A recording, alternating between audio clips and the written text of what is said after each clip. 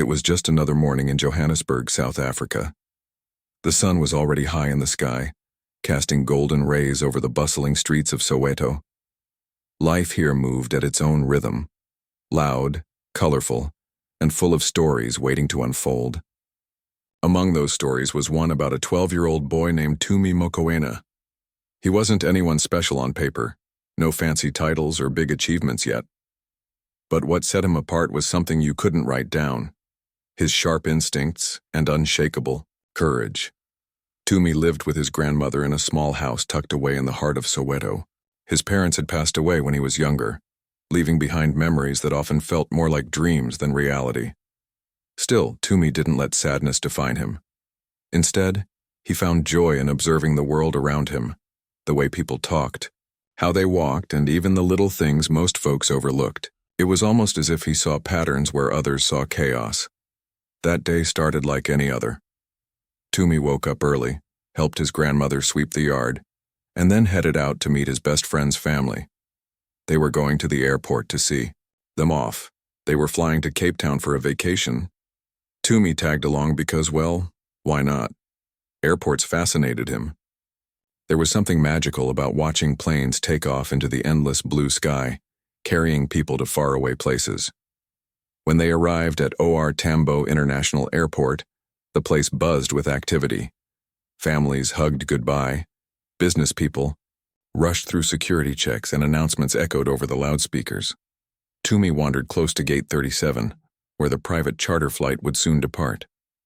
From there he could see part of the tarmac below, a sea of asphalt dotted with planes, fuel trucks, and workers in bright orange vests.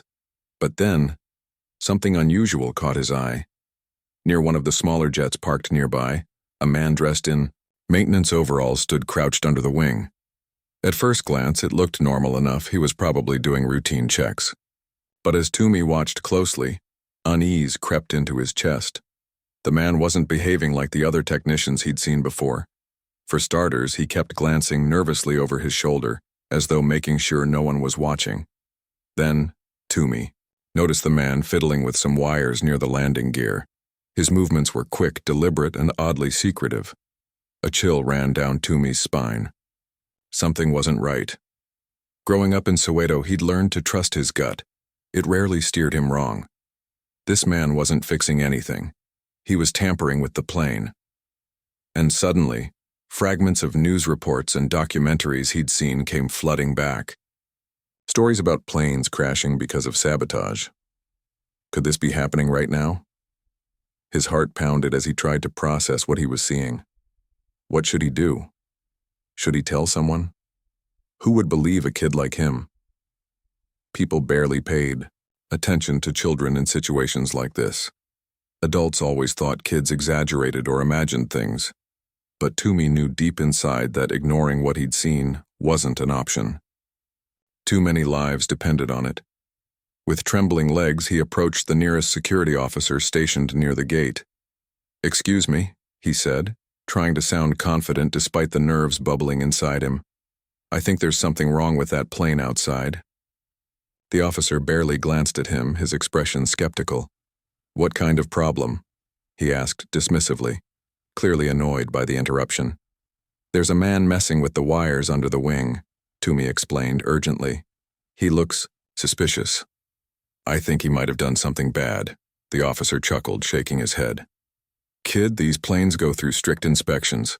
Nothing gets missed." Then, turning back to his clipboard, he added, "Go find your family. You don't need to worry about this stuff." Frustration bubbled inside Tumi. Why wouldn't anyone listen? He wasn't making this up. Desperation took over, and he scanned the area for someone else who might pay attention. That's when he spotted him, Victor Langley, the billionaire tech mogul whose face had been all over the news lately. Victor was known for creating groundbreaking renewable energy solutions, and today, he happened to be boarding the very same flight Tumi suspected was sabotaged. Without thinking twice, Tumi sprinted toward Victor, dodging luggage carts and passengers. Just as Victor handed his boarding pass to the attendant, Tumi shouted loud enough for everyone nearby to hear, "Sir, stop! The plane is sabotaged." The words hung heavy in the air, silencing the chatter around them. All eyes turned to Tumi, including Victor's. For a moment, time seemed to freeze. A crowd gathered, murmuring amongst themselves. Some laughed, nervously, dismissing the idea as absurd. Others whispered concerns, wondering if the boy could actually be onto something. Victor, however, didn't laugh. Instead, he studied Toomey carefully, taking in the earnestness in his young face. There was no trace of mischief or mischief-making, only raw fear mixed with determination. Something about the boy's demeanor struck a chord within Victor. Maybe it was the clarity in his voice or the intensity in his gaze, but whatever it was, Victor decided to act. Kneeling down to Toomey's level, he asked calmly, "Tell me exactly what you saw." And so Toomey recounted everything: the man in overalls, the strange behavior, the tampered wires.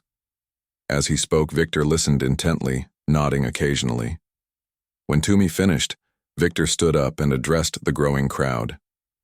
"Ladies and gentlemen," he announced firmly, "we need to delay this flight until we confirm everything is safe. Better safe than sorry." Passengers groaned, complaining about delays and missed connections. Some accused Victor of being dramatic or selfish, but Victor held his ground, insisting on a thorough inspection. Security officials reluctantly agreed, calling engineers to examine the aircraft. Minutes later, the unthinkable was confirmed. Someone had indeed tampered with the plane. Cut brake lines, hidden beneath the fuselage, posed a deadly threat. If Toomey hadn't spoken up, dozens of lives, including Victor's, would have ended tragically midair. As the gravity of the situation sank in, shock rippled through the terminal. Passengers hugged their loved ones tightly, grateful to still be alive. Meanwhile, all eyes turned to Toomey, the brave boy who refused to stay silent even when no one believed him. The moment the engineers confirmed that the plane had been sabotaged, a wave of disbelief and panic swept through the terminal. Passengers who had just moments ago complained about delays now stood frozen, their faces pale with shock. Some hugged each other tightly, whispering prayers of gratitude. Others sat down on the cold airport floor, overwhelmed by what they had narrowly escaped. The air buzzed with murmurs of "what if" and "thank God." Toomey, still standing near Victor, Langley felt like he was watching everything from outside his own body. He hadn't expected this kind of reaction. Sure, he knew something bad could happen, but seeing how it affected everyone around him made it all feel so much bigger, so much heavier. People kept looking at him, some with awe, others with curiosity, and a few with suspicion. Was he really the reason they were all still alive? The question hung in his mind, unanswered. Victor, on the other hand, wasted no time. Once the initial chaos settled, he stepped forward to speak to the authorities. His calm demeanor and commanding voice drew immediate attention. "This wasn't an accident," he said firmly. "Someone deliberately tried to sabotage this flight. We need to find out who did this, and why." Airport security officials nodded, though their expressions betrayed a mix of urgency and confusion. They began questioning staff, reviewing surveillance footage, and combing through passenger lists for any unusual activity. Meanwhile, Victor turned his focus back to Toomey. Kneeling down again to meet the boy at eye level, he placed a reassuring hand on Toomey's shoulder. "You saved us today," Victor said softly, his voice filled with genuine admiration. "I don't think anyone else would have noticed what you did, or had the courage to say something." Toomey shrugged, uncomfortable with the praise. I didn't want anything bad to happen," he mumbled, staring at his worn sneakers. "I saw what I saw and I thought someone should know." Victor smiled faintly. "That's exactly what makes you extraordinary, young man. Most people see things, they notice when something feels off, but they stay quiet because they're scared or unsure. You didn't let fear stop you. That takes guts." For the first time since shouting his warning, Toomey allowed himself a small smile. Maybe he had done something brave. But before he could dwell too long on the thought, Victor stood up and addressed the crowd gathered nearby. "Everyone here owes their lives to this young boy," Victor declared loudly, gesturing toward Toomey. He saw danger where others didn't, and he spoke up even when no one believed him. Let's not forget that today wasn't just about avoiding disaster. It was also about recognizing true courage when we see it. Applause erupted, slow at first but growing louder as more people joined in. Strangers patted Toomey on the back, offering words of thanks and admiration. One elderly woman clasped his hands in hers, tears streaming down her face. "God bless you, child," she whispered. "You've given me another chance at life." But not everyone reacted with warmth. A few passengers muttered under their breath, accusing Victor of exaggerating the situation for attention.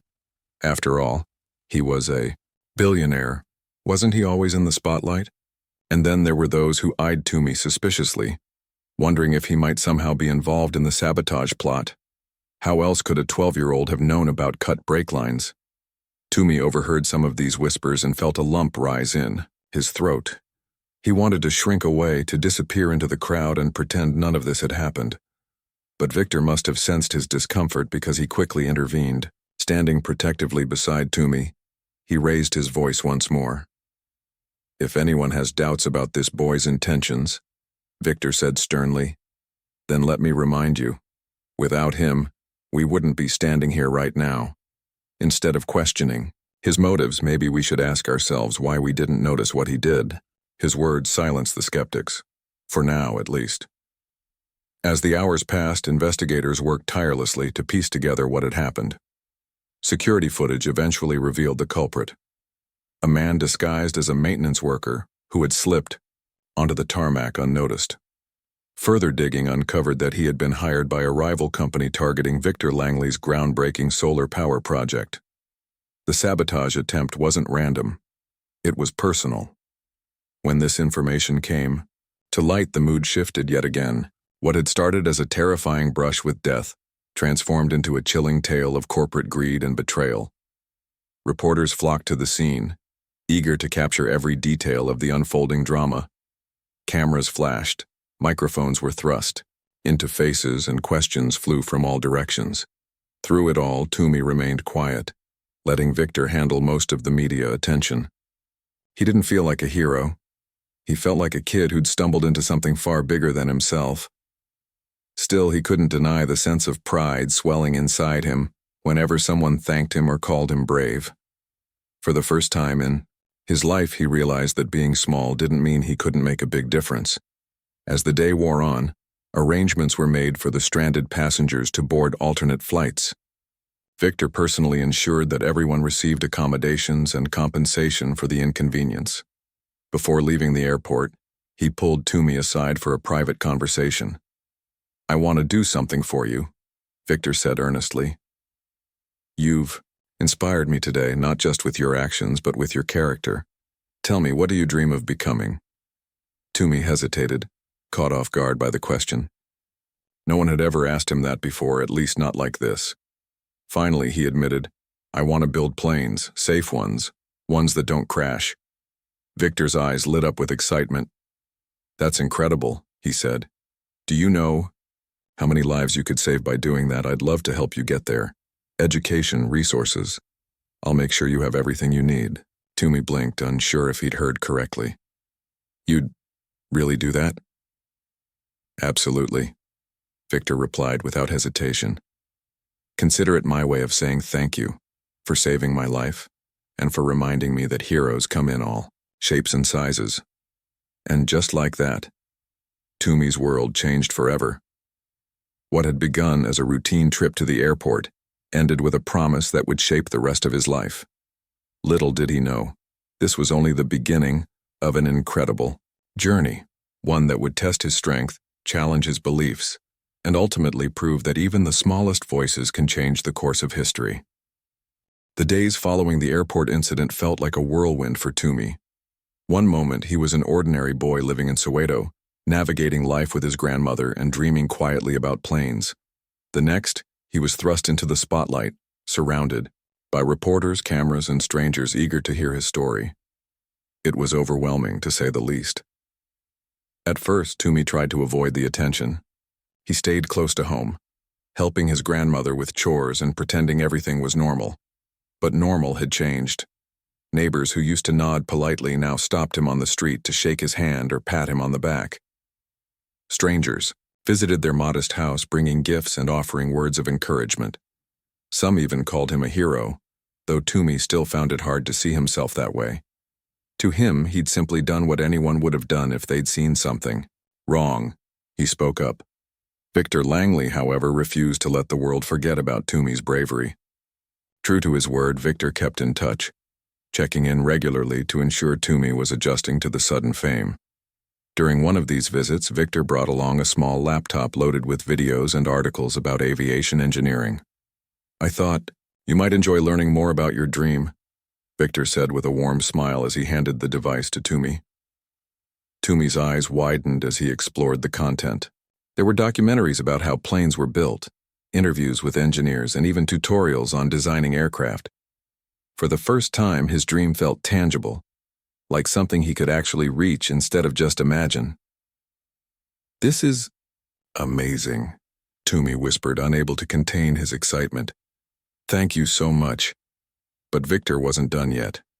A few weeks later, he arranged for Toomey to visit his company's headquarters, a sprawling campus filled with labs, workshops, and cutting-edge technology. As they walked through the facility, Victor introduced Toomey to engineers, designers, and researchers working on innovative projects. Each person greeted Toomey warmly, clearly instructed by Victor to make him feel welcome. One engineer, a middle-aged man with graying hair and a kind smile, showed Toomey a model of a prototype plane designed to reduce fuel consumption. "See this wing?" the engineer asked, pointing to a sleek curve. "It's shaped differently to improve airflow. Small changes like this can make a huge difference in safety and efficiency." Toomey listened intently, asking questions whenever he didn't understand something. By the end of the tour, his head buzzed with ideas and possibilities. For the first time, he saw a clear path toward achieving his dream, and Victor was paving the way every step of the journey. Despite the support, Toomey faced challenges that tested his resolve. When Victor enrolled him in a prestigious school, known for its strong science and math programs, Toomey struggled to fit in.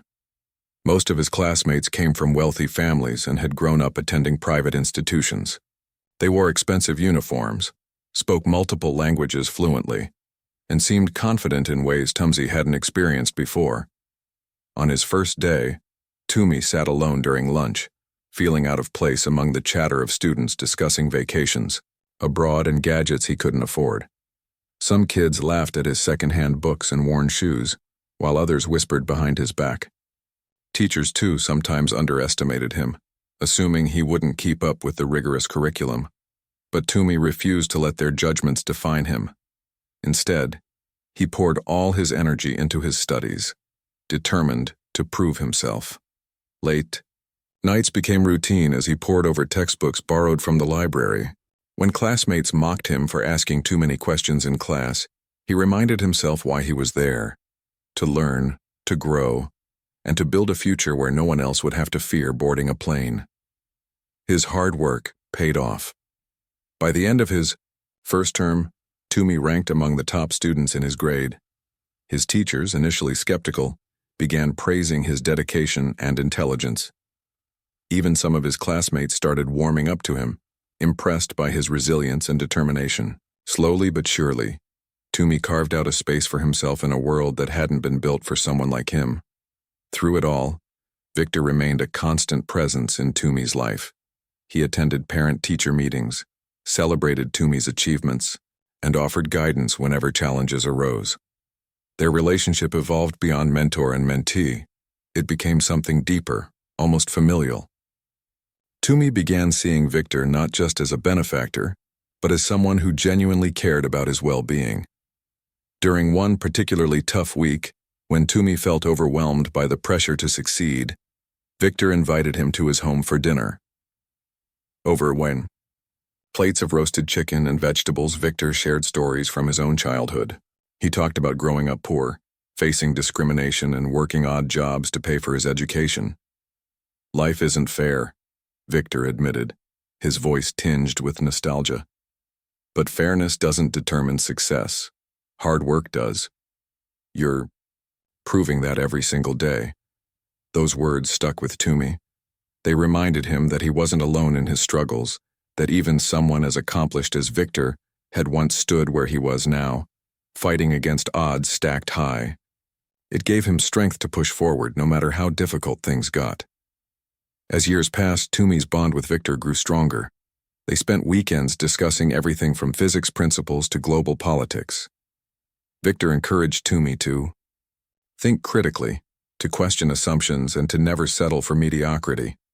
In return, Toomey taught Victor the value of humility and perseverance, qualities he admired deeply in the young boy. Their partnership extended beyond personal growth. Together, they launched initiatives aimed at inspiring other underprivileged children to pursue STEM careers. Through workshops, scholarships, and community outreach programs, they worked tirelessly to create opportunities for kids who, like Toomey, dreamed big despite limited resources. Looking back, Toomey realized how much his life had transformed since that fateful morning at the airport. What started as a simple act of courage had blossomed into a journey of self-discovery, resilience, and purpose. And while he knew there would be more obstacles ahead, he also knew he wasn't facing them alone. With Victor by his side and his own unwavering determination guiding him, Toomey was ready to take on whatever came next, because deep down, he understood something important. Heroes aren't born, they're made. And sometimes, all it takes is one brave decision to set the wheels of destiny in motion. As Toomey grew older, life threw its fair share of challenges his way. But none of them were enough to break the determination that had been forged in him during those early days after the airport incident. If anything, each hurdle only sharpened his resolve and deepened his understanding of what it meant to fight for something bigger than himself. By the time he reached high school, Toomey had become a bit of a legend, at least in his community. The story of the boy who saved a billionaire's life by shouting about sabotaged wires was passed around like folklore. Some people embellished it, adding dramatic details about how Toomey chased down the saboteur or dismantled bombs with his bare hands. Others stuck to the facts, but even then the tale carried weight because it was true. For Toomey, though, fame wasn't something he sought or enjoyed. Sure, there were perks. Teachers went out of their way to support him, neighbors treated him with respect, and strangers occasionally thanked him when they recognized him on the street. But fame also brought unwanted attention. Kids at school teased him relentlessly, calling him Mr. Hero in mocking tones. They whispered behind his back, accusing him of thinking he was better than everyone else just because Victor Langley took an interest in him. It stung, especially since Toomey never asked for any of this. He didn't want to be different, he just wanted to belong. Yet belonging seemed harder than ever as the gap between his world and theirs widened. While his classmates spent weekends shopping at malls or attending birthday parties at fancy restaurants, Toomey stayed home helping his grandmother stretch their budget. Sometimes he'd sit outside under the stars wondering if he'd made the right choice by accepting Victor's help. Was it worth feeling so out of place? Victor noticed the toll it was taking on Toomey. During one of their regular check-ins, he found the boy unusually quiet, staring blankly at his books without turning a page. Sensing something was wrong, Victor sat down beside him and asked gently, "What's going on, champ? You've been distant lately." Toomey hesitated before answering. Talking about his struggles felt like admitting weakness, and he hated showing vulnerability. But Victor had earned his trust over the years, so finally Toomey opened up.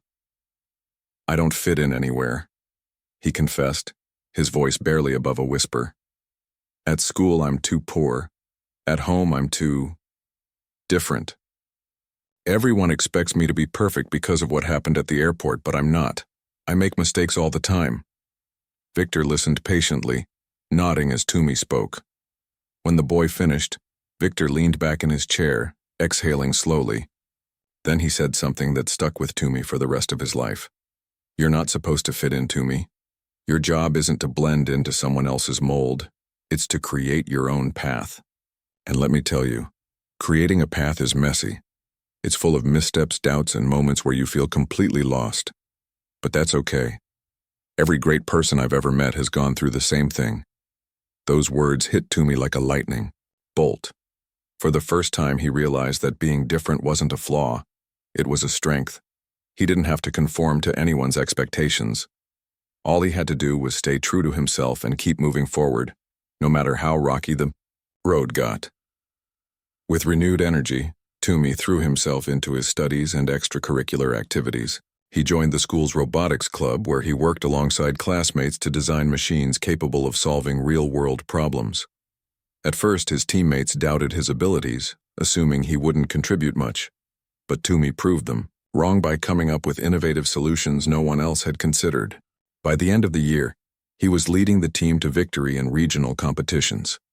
Outside of academics, Toomey continued working closely with Victor on outreach programs aimed at inspiring other kids from disadvantaged backgrounds. Together, they traveled to schools across South Africa, sharing stories of resilience and encouraging students to dream big. Toomey loved these trips because they reminded him of why he was doing all this, not just for himself, but for others who needed hope. But perhaps the most defining moment of Toomey's teenage years came when investigators finally cracked the case surrounding the sabotage attempt. After months of digging, authorities uncovered a web of corruption involving corporate espionage and greed. The man caught tampering with the plane turned out to be a pawn in a larger scheme orchestrated by a rival company trying to derail Victor's renewable energy project. This revelation shocked the nation and sparked debates about ethics in business. When the news broke, reporters swarmed both Toomey and Victor, eager for comments. While Victor handled the media frenzy with practiced ease, Toomey struggled to articulate his feelings. How could he explain the mix of anger, relief, and sadness swirling inside him? Anger at the lengths people would go to hurt others for profit. Relief that justice had been served. Sadness that such evil existed in the first place. In the end, Toomey chose to focus on the positive. Speaking at a press conference organized by Victor, he addressed the crowd with quiet confidence. "This whole experience taught me something important," he said, his voice steady despite the cameras flashing around him. "It's easy to feel powerless when bad things happen, but we're stronger than we think. Even one person can stand up and say, 'This isn't right.' That's how change begins." His speech resonated deeply, earning praise from leaders across industries. More importantly, it inspired countless young people watching from home. Letters poured in from kids thanking Toomey for showing them that bravery comes in many forms, and that speaking up matters, even when it's hard. As Toomey approached adulthood, he began envisioning the future he wanted to build. With Victor's guidance, he applied to top universities hoping to study aerospace engineering. His application stood out not just because of his academic achievements, but because of the unique perspective he brought to the table. Admissions officers saw in him someone who understood the importance of safety and innovation, a rare combination, in a field often dominated by technical expertise alone. When acceptance letters started arriving, Toomey couldn't believe his eyes. Schools he'd only dreamed of attending were welcoming him with open arms, offering scholarships and opportunities beyond what he'd imagined. In the end, he chose a university known for its cutting-edge research in aviation technology. As he packed his bags preparing to leave Soweto for the first time, he felt a mix of excitement and fear. Leaving behind everything familiar was daunting, but he knew it was a necessary step toward achieving his goals. On his last night at home, Toomey sat with his grandmother under the stars, just as he used to when he was younger. She held his hand, tightly, tears glistening in her eyes. "I'm proud of you, my boy," she said softly. "You've done more in your short life than most people do in a lifetime. Don't forget where you came from, but don't let it hold you back either." Toomey nodded, swallowing the lump in his throat. "I won't, Gogo," he promised, "and I'll come back to show you everything I've built." The next morning, as he boarded the bus heading to the airport, Toomey glanced back at his grandmother standing in the doorway, waving goodbye. Her figure grew smaller and smaller until it disappeared entirely, but her presence lingered in his heart. He carried it with him as he stepped onto the plane, ready to soar toward the future he'd always dreamed of. Because now, more than ever, Toomey understood that courage wasn't just about stopping disasters. It was about building bridges, breaking barriers, and daring to imagine a world where anything was possible. And he intended to spend the rest of his life proving that point. One bold step at a time, years passed, and Toomey transformed from the wide-eyed boy who once shouted a warning at an airport into a man whose name people recognized around the world. By the age of 22, he had graduated top of his class in aerospace engineering, earning accolades not just for his academic brilliance but also for his groundbreaking ideas on aviation safety. His journey wasn't easy. It was filled with late nights, countless failures, and moments of self-doubt. But every challenge only made him stronger. Toomey's final year at university marked a turning point. For his thesis project, he designed a revolutionary system that could detect structural weaknesses in planes long before they became critical issues. The idea came to him during one of those sleepless nights when memories of the sabotaged plane haunted him. What if technology could have caught the problem back then? What if no one ever had to rely solely on human observation again? His professor called it a game changer. When Toomey presented his invention at a global conference, industry leaders sat up and took notice. They praised its simplicity, efficiency, and potential to save lives. Offers poured in, from companies wanting to fund further development to universities inviting him to teach. But Toomey didn't rush into anything. Instead, he took a step back, remembering the lessons Victor had taught him. Success isn't about chasing fame or money. It's about making a meaningful impact. With Victor's blessing, Toomey founded his own startup. He named it SkySafe Technologies, a nod to his dream of ensuring safe skies for everyone. At first, running a business felt overwhelming. There were contracts to negotiate, investors to impress, and teams to manage, all things he'd never done before. Yet Toomey approached each task with the same determination that had carried him through life so far. Slowly, but surely, SkySafe began gaining traction. Airlines started adopting his detection system, and soon news outlets hailed him as a pioneer in aviation innovation. But even as his career soared, Toomey stayed grounded. Every time someone congratulated him or called him a genius, he humbly redirected the praise to his team and mentors. "I didn't get here alone," he'd say with a smile. "This is the work of many hands, hearts, and minds." Victor remained a constant presence in Toomey's life, though their roles had shifted slightly. No longer just a mentor, Victor became more like family, a father figure who celebrated Toomey's victories and comforted him during setbacks. Their bond deepened over shared values, integrity, perseverance, and a commitment to lifting others up.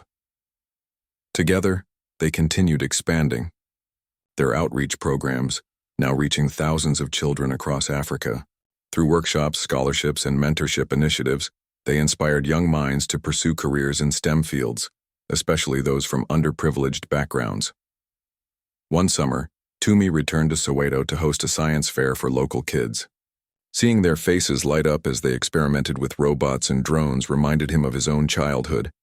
The curiosity, the hunger for knowledge, the belief that anything was possible. As he walked among the eager participants, answering questions and offering encouragement, he realized how far he'd come and how much farther he still wanted to go. The story of the boy who saved a billionaire's life by shouting, "The plane was sabotaged," became legendary. It wasn't just retold in newspapers or documentaries. It lived on in classrooms, community centers, and dinner tables. Teachers used it to teach students about courage and responsibility. Parents told it to their children as a bedtime tale, emphasizing the importance of speaking up even when it's scary. And aspiring engineers often cited Toomey as their role model, proof that dreams can take flight against all odds. Yet what truly set Toomey apart wasn't his achievements. It was his humility.